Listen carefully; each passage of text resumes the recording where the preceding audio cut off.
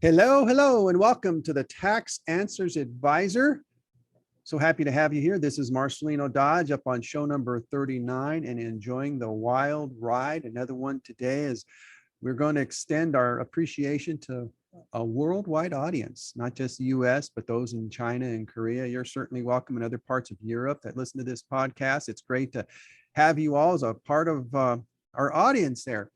Also, if you're listening on this, you can have multiple platforms such as Google Podcasts, TuneIn, Amazon Music, and many other that you can listen to this on. So easy to find us if you just do a little look there. We discuss many topics on this, and as today we're discussing about buying and selling a business, but anything that comes up that we've discussed in the past or we discussed today, you're certainly welcome to email me at success@cashtracksfinancial.com. or give a call, which is 844-394-4287.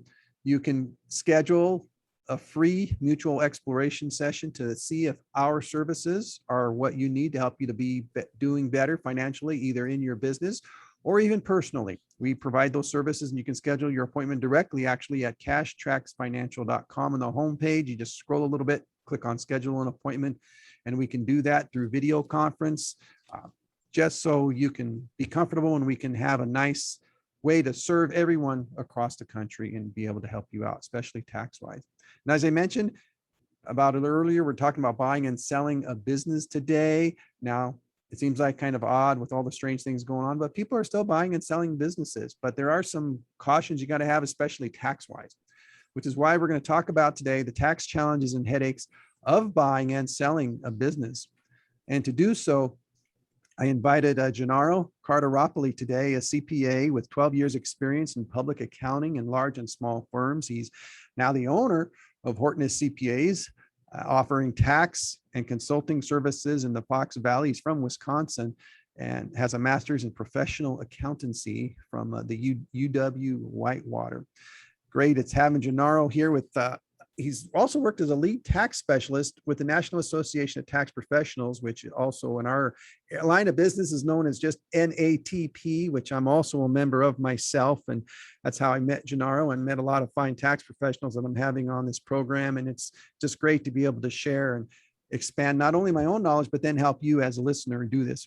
And also he's worked as a senior tax associate at Grant Thornton, where he actually began his public accounting career and oversaw and reviewed engagement in large companies with businesses in all 50 of the US states. And that's great experience there.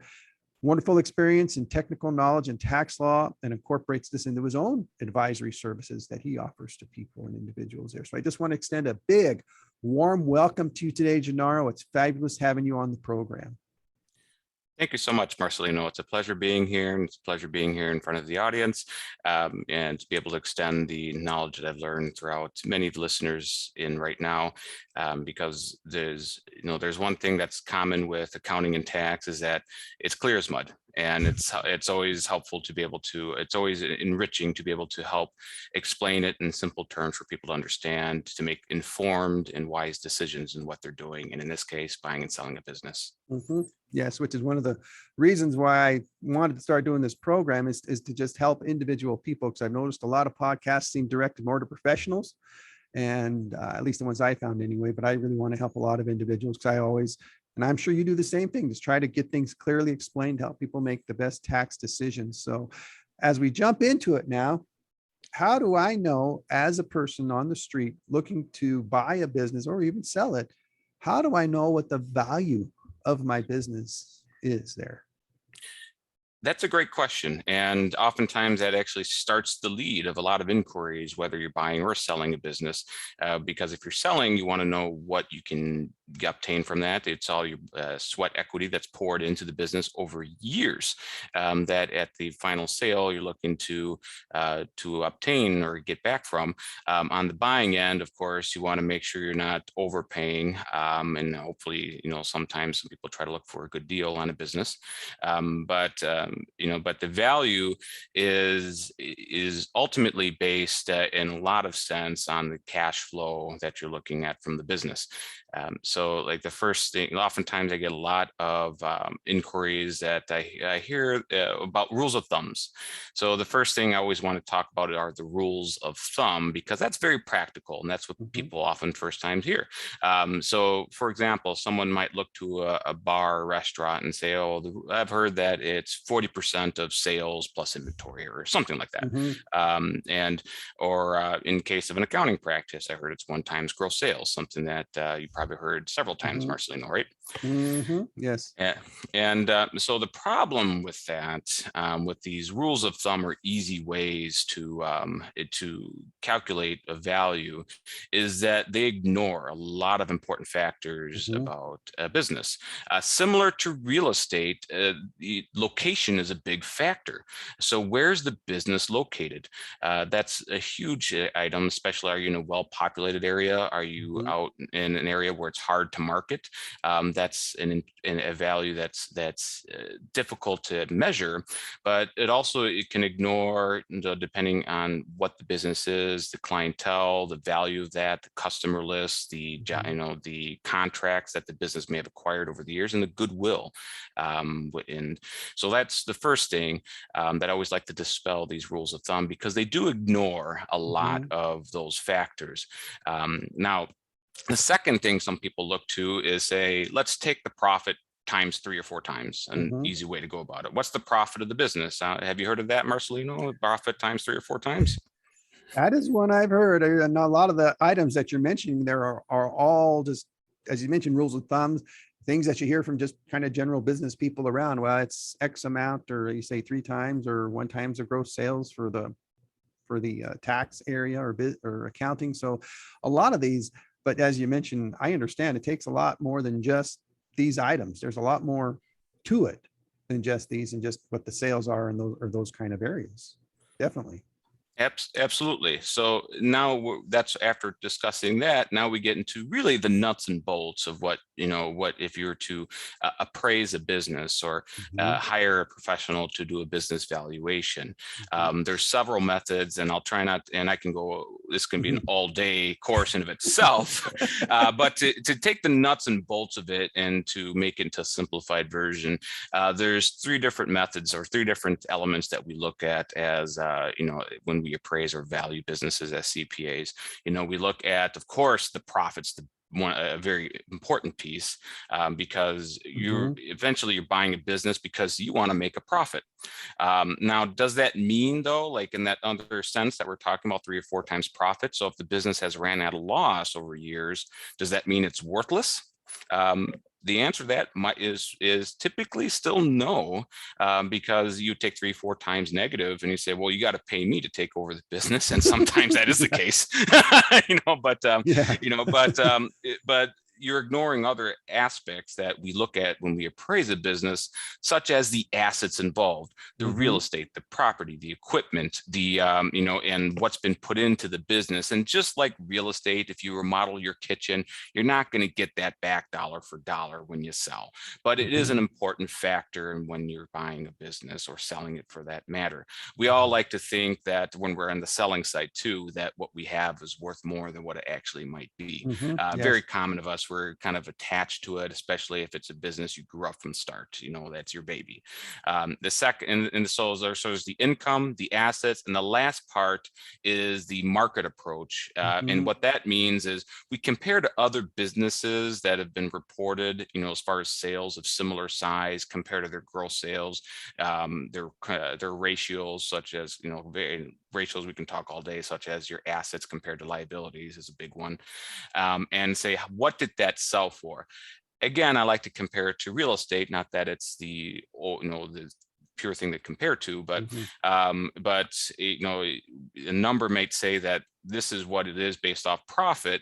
But if everyone else wants to pay a premium for this type of business, because maybe there's a safety in that, because it's a very low risk type of business that people tend to pay more for that type of business, that impacts the value. Just like right now, real estate's through the roof, no pun intended. Yes. That normally you might say, well, it's not worth 200,000. Well, right now it is, because everyone's buying it. So we blend those three approaches to appraise the business and come up with the value. That's the proper way. And that's what I would suggest, especially when you're looking at a large purchase. Right now, we're looking at one that potentially in the millions of dollar range. So they certainly want to make sure that they're not that it's overpaying for this business. Yes. Overpaying is one thing. And then, of course, if you're on the other side, you're selling, you don't want to sell it for too little as well. Absolutely. Like I said earlier, it's your blood, sweat, and equity you've put in, poured over the years. And sometimes for many people, the sale of your business is your retirement effectively. And, so you want to make sure you get what it's worth, it's worth for, unlike real estate, where there's an open market for everyone to easily compare prices. Businesses is a little bit more difficult. And, sometimes I like to focus and advise through the whole process is, you really got to focus on the relationship between the buyer and seller, especially if a seller is staying on board for a couple of years, because in a way, sometimes that the success of both can depend on the operations, and transparency is of utmost importance during this process. Okay. Yes. And part of that value too is making sure that your business is basically doing good anyway. Don't wait till it's going down or whatever, but which is, maybe you work with some on this, but if you're looking at it as retirement, are you actually planning the sale? Are you looking like 2 or 3 years, maybe 5, 10 years down the road? Okay, I want to sell this business. I need to make sure it's at a certain level to be able to sell it, so that it'll be it, so I can get the value there. Not just wait, a year from now, I'm going to sell it, but wait a minute, but yet it's not doing as good as it could be or should be for you to be able to get that maximum value out of it. I love that you bring that up, Marcelino, because that's such a practical thought, because some people will wake up, not everyone wakes up one day and you wake up in the mornings, take a sip of coffee and say, I'm going to sell my business. It's usually over time you start thinking about that. And once you know that you're going to do that, you really want to start the process now of working on key metrics of your business to get the maximum value. Again, I like to compare to real estate because it's such a common thing that we can all relate to. But would you be willing to pay more for a house that's move-in ready, freshly painted, lawns cut, just freshly renovated? Absolutely, be more willing to pay more for that than something that that's a handyman special or needs some TLC. So you're obviously going to pay less for that because you need to do some work to get it to a good operation. So especially with businesses, sometimes sellers are burnt out and when they're selling, and at that point, you gotta, if you want to get maximum value, sometimes you have to dig deep a little and improve some of the metrics of your business, such as profitability, or your cash position, in order to sell and get a top dollar for it. Yeah. Now, when you go into selling or even buying there, an important thing, and I had to deal with this a few years ago in consulting with an individual who was buying a business, but we need to look at, or at least closely examine, am I going to buy the stock of the business, or am I going to buy the asset of the business, and vice versa if I'm selling it as well? There, what do you find in these differences between the stock purchase or an asset sale, or what do you encounter more when this? Great question, and something it's such an important factor and sometimes overlooked, because I will sometimes ask that as the starting point of a new client: are you buying the stock or the assets? And they'll look at me for a minute and pause and say, I told you I'm buying the business. And but the way you're doing it is important, because there's two main ways you can do that. Like you mentioned, you can purchase the stock, or if it's an LLC, the units, or you can purchase the underlying assets for that matter. And the importance from both a tax and legal perspective cannot be understated in this approach. High level, sellers typically would prefer a stock sale, whereas Mhm, buyers would typically prefer an asset sale. Maybe you've encountered that as well, Marcelino. mhm. I've encountered that some too, although in the cases I've worked with, it's actually been more asset sales that we've done, not stock sales. So, I would agree. And that oftentimes you see more asset sales, and there's very good reasons for that. Differences, start with a couple basic legal ones. When you buy a stock sale, you're buying along with that all the liabilities that go along with the company, as mhm, well as hidden ones you may not be aware of. If mhm, there's, for example, if there's a lawsuit that's brewing that is unknown to anyone, you taking over as a buyer, as a stock sale, you are now taking over that mhm. potential lawsuit later down the road. That is now your problem, as well Yes. as potential tax problems along with the business. So, which is another item too that's a great topic that we'll be touching on later too. And cannot be understated. Whereas an asset sale, you Mhm, are buying just the assets and typically forming a new entity. mhm, Therefore, the liabilities of the seller remain that of the seller, generally speaking. There are mhm. some exceptions. For example, in Wisconsin, if there's unpaid sales tax, doesn't matter whether it's a stock sale or an asset sale, the unpaid sales tax can attach to the new owner regardless and pierce that. It's Oh, by wow. Wisconsin statute. So not all states have that provision. So you always Mhm, want to make sure to check your state statutes too in regards if there's unpaid taxes, how that mhm, impacts you. So mhm. that's the legal ramifications. And Yeah. then the tax ramifications get a lot more intricate, but basically Mhm, it's more tax favorable from a seller to sell the stock for capital gains purposes. For the buyer, as an asset sale, they can write off a lot of the equipment faster, mhm, whereas you cannot write off the cost of stock. mhm. Yes, exactly. And so this stock or asset challenge only comes in if you're actually dealing with like with an LLC or corporation kind of entity is where it comes in. Although I've seen in my area where it's actually been sole proprietorships that have been sold that where it based essentially you are just buying some assets and some blue sky and so on with it there. So uh, how about in that case with like the sole proprietors that sell that never incorporated that still have $1 million in sales or whatever, but never became a corporation. Have you worked with something like that? Once, and with the sole proprietor from a from that perspective is because there's no entity, you're not buying the person, of course. Hmm. So there's nothing to buy in regards to an entity. In which case you're structuring it as an asset sale to Hmm. buy the assets from that individual.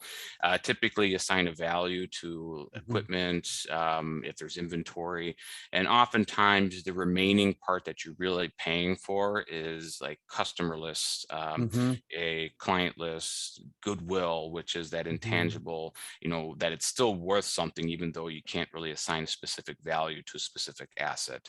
Hmm. And that ends up, and I usually recommend that if you're buying from a sole proprietor, you generally still want to set up an LLC or or a corporation to take Hmm. those assets on and try to shield yourself from the sole proprietor's prior liabilities. Oh, yeah, definitely. They're vitally important. Mm. So then, and you touched on it a little bit there. Now we're buying it in this, whether you're buying it from a sole proprietor, buying it from an LLC or a corporation or whatever, you still got to allocate purchase price because you can have like $1 million or $2 million sale, but how much goes where or how much applies to what each there. So how do we then turn around and make that allocation of the purchase price so that the things like depreciation and amortization, those kind of areas will be accounted for properly? That's a great question as well. And this part I actually enjoy being involved in. This is a great area too, that even if you're not involving so steps 1 and 2, we talked about, the value in the stock purchase and, versus asset sale, sometimes between the client and the attorney, they've already gotten those 2 parts done. But I highly recommend if you haven't brought in your accountant or tax professional, CPA, EA at this Mhm. point, that you definitely do so at this point at the asset allocation allocation, because the IRS actually allows a little bit of flexibility between the two parties to determine how they want to allocate that price, because typically what's good for the buyer is not good for the seller and vice versa. So, so the buyer, if you're buying a business, you can, I first recommend starting off, if there's real estate, to get an appraisal on the real estate, because then you have a good underlying solid number on a tangible asset that's readily, effectively marketable if you were to sell. So that's your first step there. And then from there, you start looking at the rest and determining how you can allocate, the purchase price. And generally, from the buyer perspective, you want to see if you can negotiate allocating more to things like inventory and equipment and vehicles, because you can write those off almost very quickly or almost immediately through various methods such as bonus depreciation, Section 179, etc. And whereas if you're allocating to intangibles as the seller side, you want to try to negotiate if you can get more allocable to goodwill or client customer lists, because those are capital gains from a tax perspective. But on the buyer side, you have to wait over 15 years to write that off. So the allocation can be somewhat arbitrary between the two parties, but once they come to an agreement, you're usually bound to that for both legal and tax purposes. So before the ink hits the paper, you may end up going back and forth a little bit and talking to your accountants to determine what your tax exposure is or tax ramifications is by certain allocations.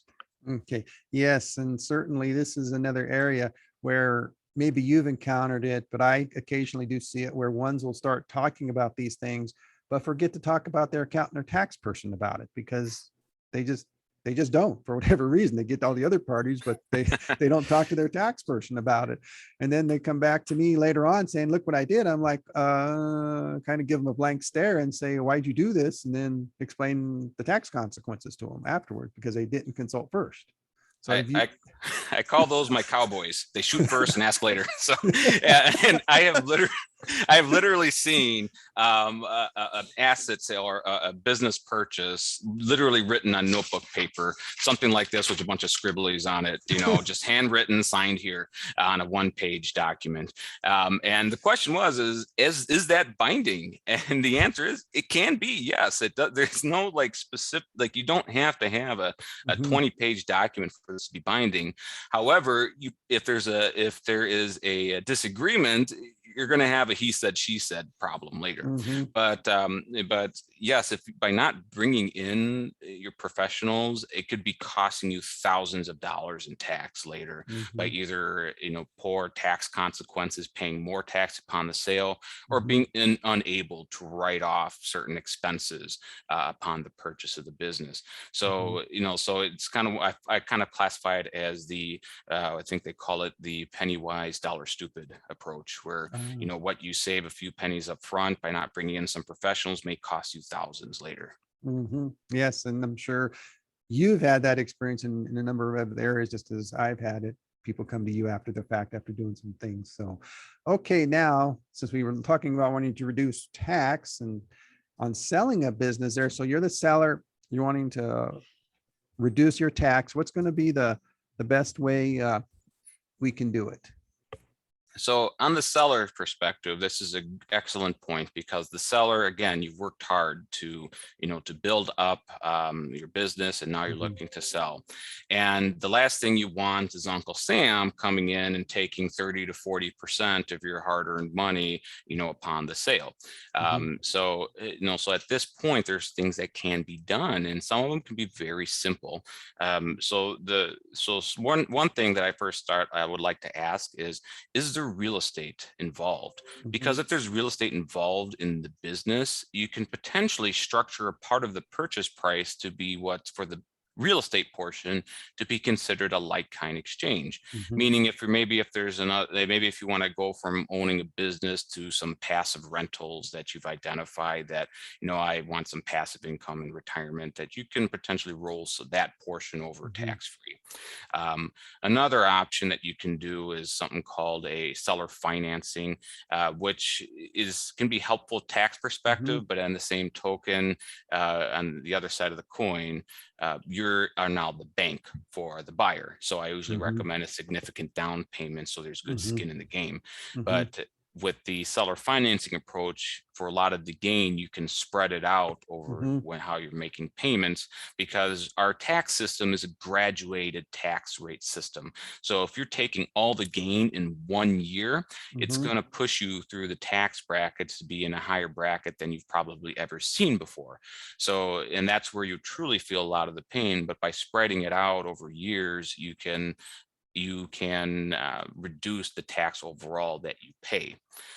And then there's also more advanced techniques that can be done, such as like some people might look to certain types of trusts, but let's say that kind of gets really involved and can be expensive to set up. And I would say certainly talk to your attorneys and tax professionals before going down that route.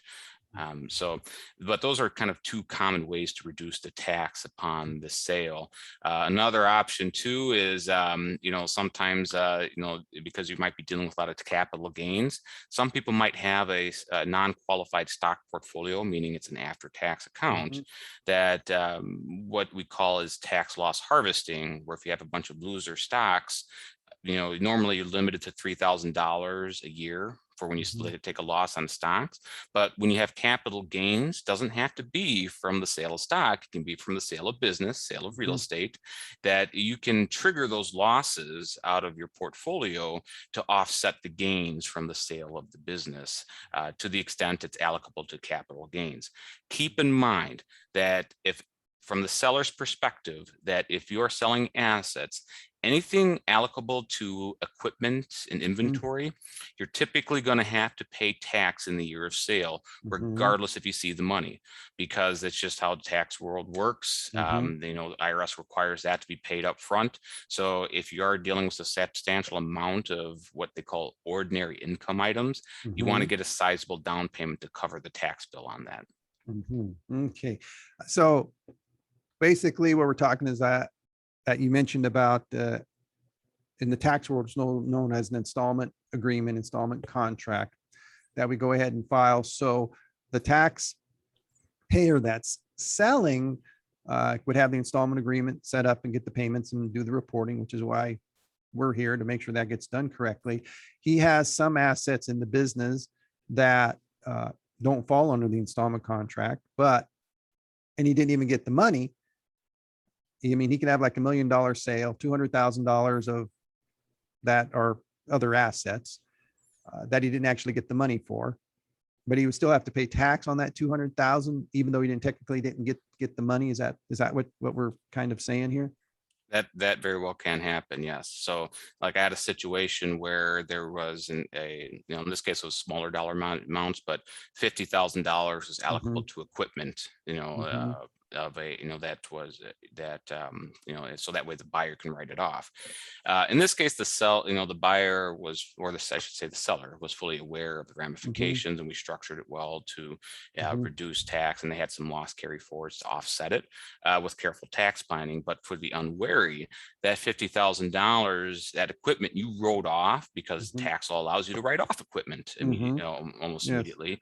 The tax man cometh at the time of sale to say it's time to pay tax on that 50 grand you allocated to equipment, even if though you didn't get the money yet, because the tax law specifically states that the proceeds allocable to equipment is not eligible for the installment reporting method. Yeah. So then a few years down the road, buyer's good making payments and everything. You got a few years down the road in such a circumstance there, and the buyer decides, well, I can get a better interest rate at the bank than what you're giving me. So the bank, I'm going to pay off the whole lump sum here. Now that lump sum happens to include the funds that you've already paid taxes on for some of that equipment and stuff that you already paid tax on. So he's not going to have to pay taxes again, getting that whole money, is he? Correct. Right. So upon the proceeds allocable to that so that 50 grand in the example I was talking about, let's say that Mhm. is exactly what happened. That $50,000 you've already paid tax on. So that establishes what's called basis in your Mhm. note. So basis is a technical term we use in tax all the time to Mhm. essentially, to say that you've already paid tax on that element, so you have after tax dollars in that asset, in this case, a Mhm. note, so you don't pay tax again. The rest that you haven't paid tax on will come due at that time. And a little thing I would recommend too is that when you're setting up your seller financing, carefully think if you want that option, if you want to give that option to the Mhm. buyer to be able to refinance like that. I had a situation that actually came up just recently with the low interest rates because she sold her business Mhm. 5 years ago. And in the contract, it only allows at the option of the seller to Mhm. allow a refinance. So the buyer was barred from reducing the interest rate or refinancing. So you want to be careful of how you want to structure that. If you want to allow an option to refinance, or if you want to give a period, maybe it's for example, common thing I've seen is like a 15-year amortization schedule or 15-year payment plan, but at year 2 or checkpoints like year 2 and year 4 or year 5, at the option of buyer or seller or both, if agreeable, they can say, let's cash in and be done with this. So Mhm. you can structure the note, and that's where I say you want to bring in your attorney on to Mhm. make sure that the note that you're structuring that it gives you the result that you want desiring. Yes, yes. Oh, yeah, that is so important there. So, especially in that year when, say, if that refinance does occur, that it gets calculated properly, or at least because they've been making these payments, principals down, but you get then got to come back. You say you got the basis, they're in that loan now. So, but you're not going to take that full like 200,000 off out of $1 million sale. You're going to have to prorate it according the to what it is compared, that amount is compared to the rest of the items that are a part of that. Is that a correct assumption? Correct. Yes. So, so essentially, if you have a multi-unit, like they call it multi-assets, different classes that Mhm. you have an installment sale on or a payment plan on, you're going to allocate that to, in kind of what we do internally is we pull out our spreadsheets that we're known for as accountants, right? Mhm. We love our spreadsheets, and we allocate the payments according to each of these types of assets. So that way, part of it's, you're not Mhm. paying tax on, but the other Mhm. parts you are. Which also brings up to one point we haven't touched on. You want to make sure you have an adequate interest rate in your Mhm. payment plan. The IRS requires that you at least use the midterm AFR rate for Mhm. for your payment plans, which right now isn't a whole lot. I think it's around 1%. It's like 1.5%. It's Mhm. really low, but you're required to have some sort of interest rate. It doesn't have to be as much as a bank. I Mhm. personally recommend, if you're the seller, to make it adequate to the bank. Maybe, and if you're wanting, and depending on what you're desiring, sometimes I'll recommend make it Mhm. what a bank would do plus 1 or 2% if you want to get the cash sooner, because, maybe you don't want to carry the note. Because remember, if you're the seller, you Mhm. want to be able to walk away from this and have your money. That's first and foremost. I'm not going to say, do this for tax purposes at the risk of losing hundreds of thousands of dollars on your Mhm. sale. So, so make sure that that taxes are important, but you also want to Mhm. make sure that ultimately you're getting your money according to your plan. Okay. Yes, and of course you got to have the plan, which is why you need to talk to your accountant, your CPA, your enrolled agent, all of them before you go to sell, or at least start building your plan. So you have a plan when it does come that Mhm. time. And of course, included in that plan is that if you as the seller have unpaid taxes, what happens with that? That's a great, and that happens more often than you think. So, and then from a buyer's perspective, you want to ask, you want to do your due diligence and seeing if there are unpaid taxes. For the business, you need to know about it.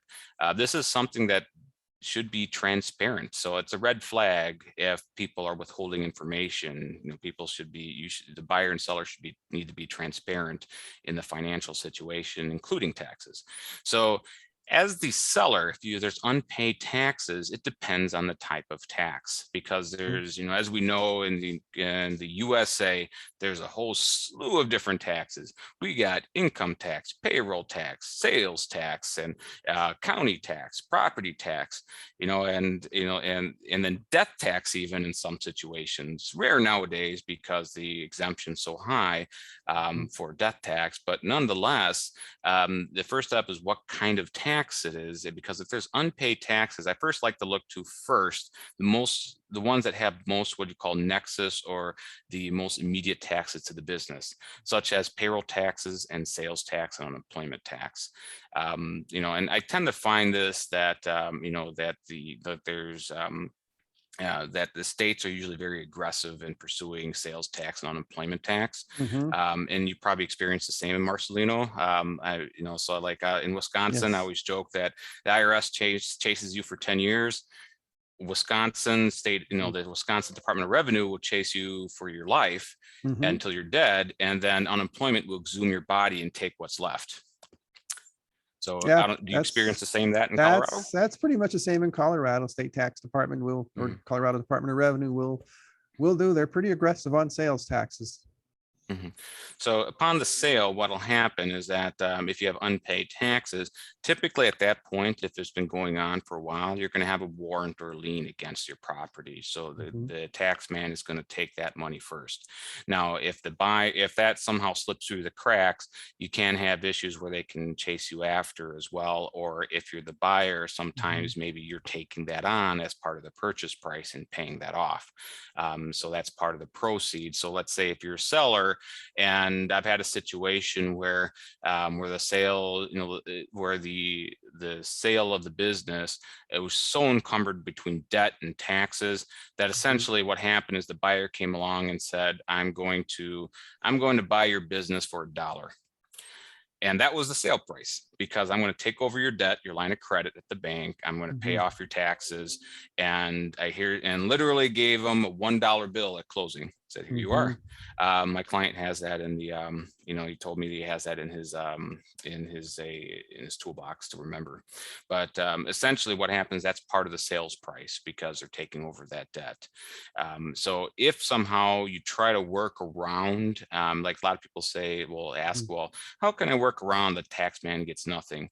Well, there are, sometimes that some people might go down some aggressive maneuvers, but keep in mind that oftentimes there are statutes where it gives flexibility, where the government can try to attach it to the buyer or seller, depending on the type of tax. And keep in mind too, certain taxes are not dischargeable in bankruptcy, especially what's called trust fund taxes, like payroll taxes and usually sales tax. They will not go away in bankruptcy. Because you had the money at some point. Correct. That sales tax and the payroll taxes, effectively the government views it as that's not your money. The fact that you collected it doesn't matter. You held it in trust for the government. So and then the fact that you went and spent it doesn't absolve you from that. Effectively, with payroll taxes, you're effectively indirectly considered stealing from the employees, because you withheld their taxes and were supposed to pay the government. So that's why they're so ferocious on those type of taxes and why it's not dischargeable. Yes, and we've all encountered those ones who didn't wisely pay those things. So we have to keep after them. At least any of my clients I work with, that's not a problem with. We don't allow that to happen. So it only happens on new people coming into my office. We have to fix. I completely agree. It's the same here. Usually that's where, we're helping on the back end, because they've come with this problem with taxes, and maybe the person they're working with didn't offer that kind of resolution service or staying on top of that, or maybe they weren't working with anyone. And all of a sudden, because the government, how the speed of the government is, right?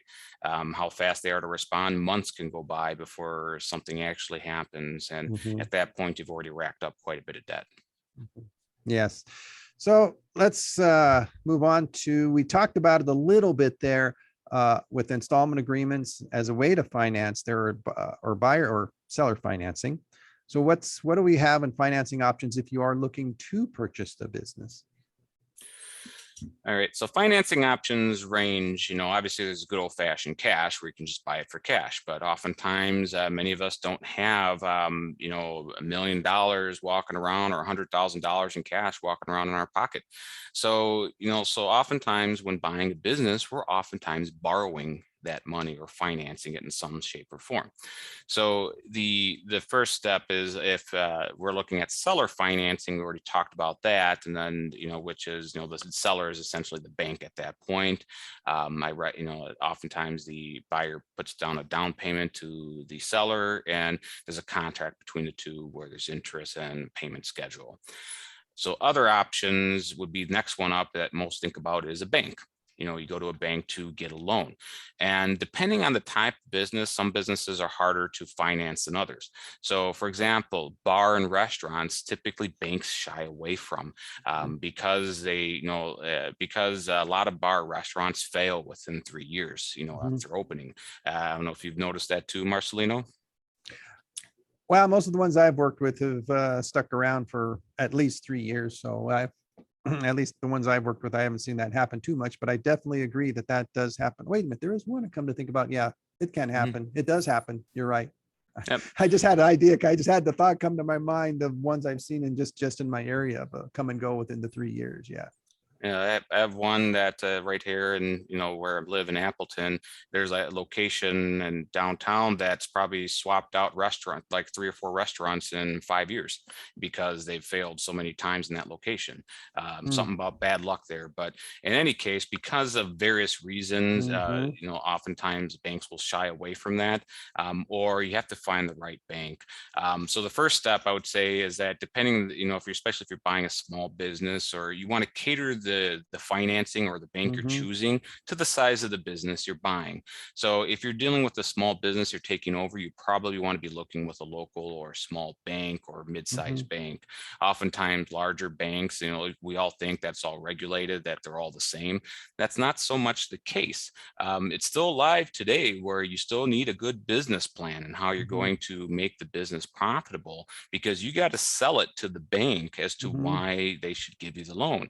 And oftentimes they're probably going to either go one of 2 routes. They're going to either do the conventional financing, which is the bank taking on the risk, or they're going to go with SBA, oftentimes Section 7A financing, which is the SBA is involved, which provides some surety to the bank in case of default.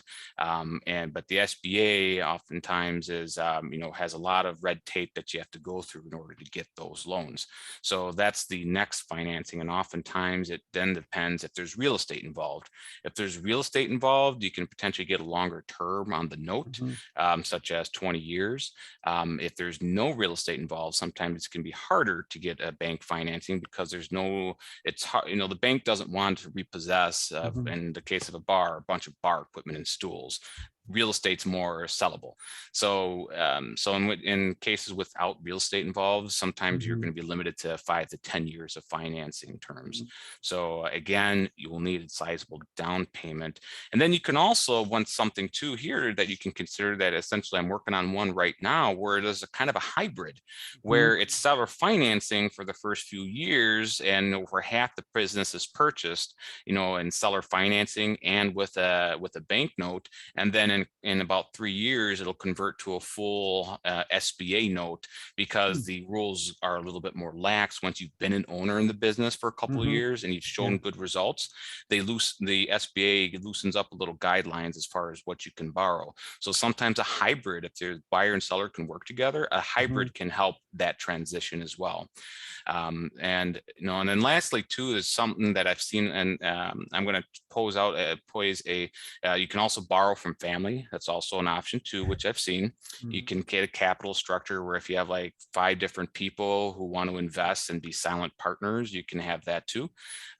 So those take a little bit more knowing people. Sometimes people have gone to crowdfunding, which is rare, but like GoFundMe, but that's usually for new ideas rather than buying an existing business. And then the one thing I want to point out, maybe you've come across it a few times yourself, is what's called a rollover. In technical terms, we call it a rollover as business startups, or ROBS. Essentially, it's a very complex way of doing it because, oftentimes we have a lot of significant retirement money, such as we built up 401k or IRAs over the years. Yeah. And it's a way that you can actually take that retirement money and start up your business without taking a distribution and paying tax on that. However, that comes with a lot of caution, in my opinion, because there's a lot of regulation around that, because you're usually setting up a 401k for that owns your company.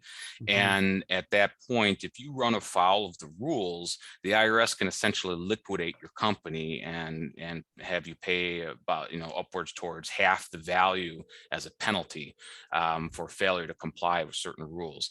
So if you come across that, because there are certain companies that offer that, just to be cautious that you can have a situation where you want to follow the rules to the T, as they say.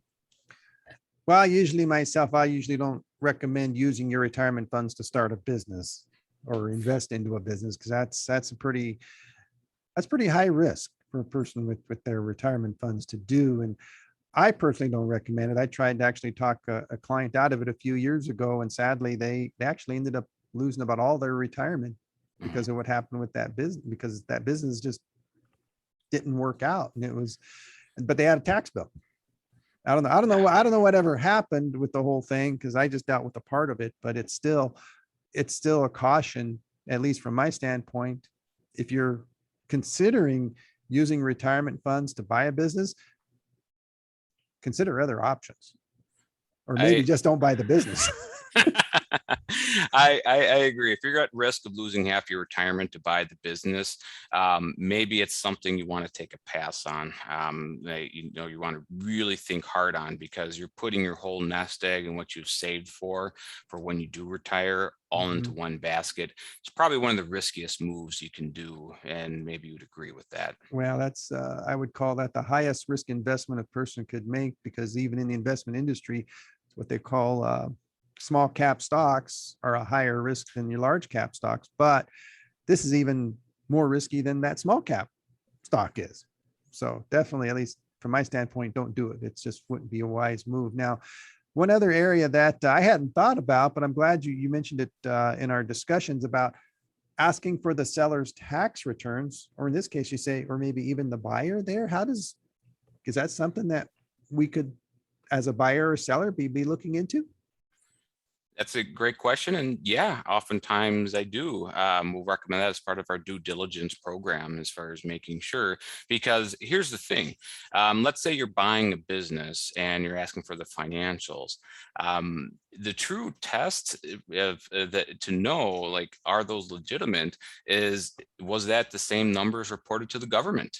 And I'm not asking for their personal information. Redact your social security numbers, redact your address, but I want to see the name of the company matching with the financials, to make sure what you're getting is true, because it could also give insight if taxes are remaining unpaid. So you have both the income tax and the payroll taxes involved. And sometimes in small businesses, like very small, where they don't keep good financial records, the tax return might be the only thing that you can go off of. I've had situations where, and you probably have too, where buyer and seller agreed on a price without looking at any numbers whatsoever. So, yep, that's a good number. And there we go, off the business. But in that case, yeah, you can. And then especially if you're a seller and you're financing the purchase price from the buyer, you can ask for that, because you need to know, just like a bank would ask for your tax returns for financing. Yes.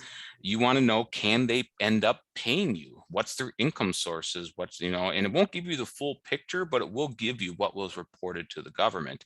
Now, of course, what I highly recommend in all cases is that what's called a non-disclosure agreement, or NDA, is signed between the parties, agreeing that none of this information can be shared with any parties, because, obviously this is very sensitive information. And if the deal doesn't go through, you agree to go your separate ways and never talk about it with anyone ever again. Yes, definitely there on the tax returns. And certainly if you're concerned about the personal information, of course, some of the especially if you're talking corporate tax returns or partnership tax returns. There's only a few pages of those that would really be necessary for a buyer or seller really to have access to. I mean, like in the case of an S Corp or a partnership LLC, they don't need to see the K1s, how that was distributed. Correct. Right. You don't need to see the K1s of all the owners and all their personal information. Just that the business tax return will have the key elements. Usually the first 5 pages are the first, or 6, depending on the type of entity, are the most important that you're looking at. Now, I usually recommend seeing the other schedules too, like depreciation schedules and whatnot, to see the assets involved. But you don't need to divulge all the personal info. Even if it's a sole proprietorship where there's not a business corporate structure, there's only a few pages out of your personal tax return that contains the business info. And that's really what I'm looking for. I don't need to see what you're taking out of your retirement, or, what, how many kids you have. That's not my prerogative. But if I am financing you, I do want to, if I am financing the buyer though, I do want to know what kind of income sources you do have in order to make sure that you can end up paying me. So like if you have other like rental income, for example, I know you might have collateral or something that I can end up getting paid, because there is a saying that applies across all the board: you can't squeeze blood out of a turnip. And if the person, even if you win a judgment against someone, if they have no assets, no collateral, all you have is a piece of paper. And certainly we want to be careful about that, which is why it's part of due diligence. Of course, as tax professionals, the due diligence we just do on people walking in the door is just very high, very tremendous. And we recommend that you, as a buyer or seller, you take the same precautions when you're looking into a business. And looking at the tax return is obviously a way to do that, that they can do that so that they know, okay, is this something I should move forward with? Or should I go back or say, oh, wait a minute, I need to do a little more research on this? Or, of course, maybe this isn't the business for me. Correct. The purpose of asking for these is really to identify red flags, if there's anything that stands inconsistent with the information you're given, and to, determine that, unpaid taxes like we talked about earlier. Because especially if you're buying the stock of a company, and let's say it's what's called a C corporation, where the corporation is liable for the tax. And if you're buying the stock, you therefore become liable for unpaid taxes of the corporation. So it is important, especially in a C Corp sense, to ask for tax returns, to make sure that you're doing your due diligence. You're not taking over liabilities that shouldn't be yours. Which is, once again, whether you're beginning a business, buying a business, selling a business, you should really talk to your tax professional first. At least that's how I feel about it after years of dealing with businesses, finding out about them at tax time. I'm sure, we both have had times where we find out there's someone that I've just been preparing. They maybe have some income, wages every year, and they come to me and April 1st and sit down with me and say, oh, forgot to tell you, I bought a business this year. And I said, what? Probably should have had a conversation halfway through the year about that. So even if you're a cowboy, at least tell me about it prior to tax time. Yeah, at least then, at least before December 31st, so we can figure out something. Because once December 31st comes and goes, you're stuck.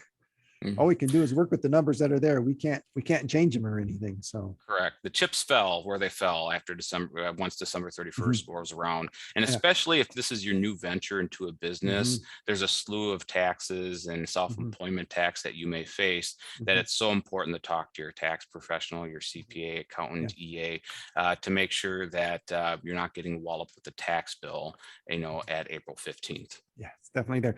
And Genaro, we do really want to thank you so much. There's so many good reminders, so much good information here that we've had today on whether you're buying a business or selling a business, tax strategies you need to use or things you need to keep in mind. Of course, the biggest one everyone should take from this is you need a tax professional if you're going to do this. And certainly myself or Genaro are available for this. How can ones reach you, Genaro, if they want to reach you? So if they wanted to reach me, my email is Genaro, Genaro hortnesscpa.com, spelled HJORTN as in Nancy, ESSCPA.com, or easier, if you don't like all those syllables, is to do 920-725-1040. Okay, and thank you, Genaro. And certainly if anybody has questions about today's program or any of the programs on the Tax Answers Advisor, you're certainly welcome to email me directly, success@cashtracksfinancial.com. You can visit cashtracksfinancial.com to schedule your free mutual exploration session. Once again, to come together for both business and individual matters to help you as the taxpayer pay as little tax as possible. Of course, you can also give me a call here at 844-394-4287. Again, so much we thank you, Genaro, for your time today and educating us all on getting past some of these headaches and problems with buying and selling a business. And we'll talk to everyone again next week here at 9 a.m. Pacific. And certainly we really thank you for listening to the Tax Answers Advisor with Marcelino Dodge on the Voice America Business Channel. And thank you for having me. And thank you for being the opportunity of being here for everyone to talk these over.